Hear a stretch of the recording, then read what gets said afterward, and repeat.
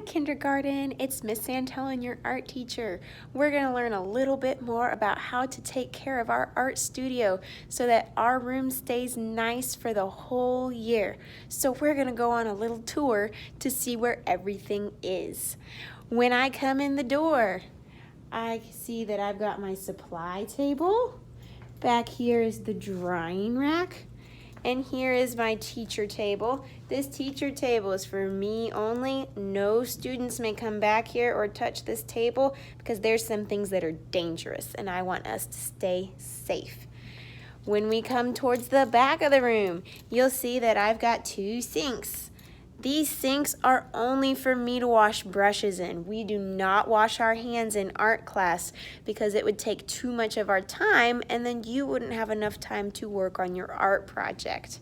So we never wash our hands in art class.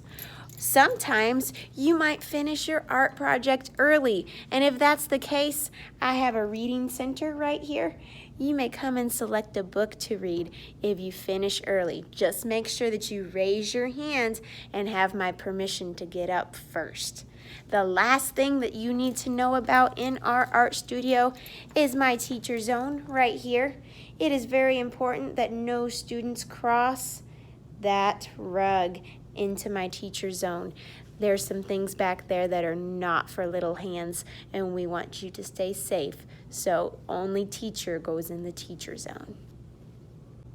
The next thing we need to learn how to do in our art studio is use our drying rack because when we make things that are wet or gluey or sticky, they need to dry before we can stack them.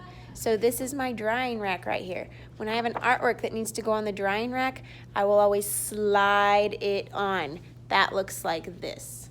I find the corner of my drying rack and I slide my paper on. It is okay if my paper hangs off of the edge. That's fine.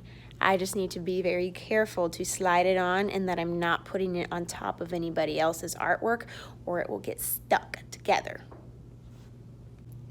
When you are working on your artwork at your tables, you may sit in your chair and work, and if you need to get up, you do need to have permission, so you need to raise your hand and ask.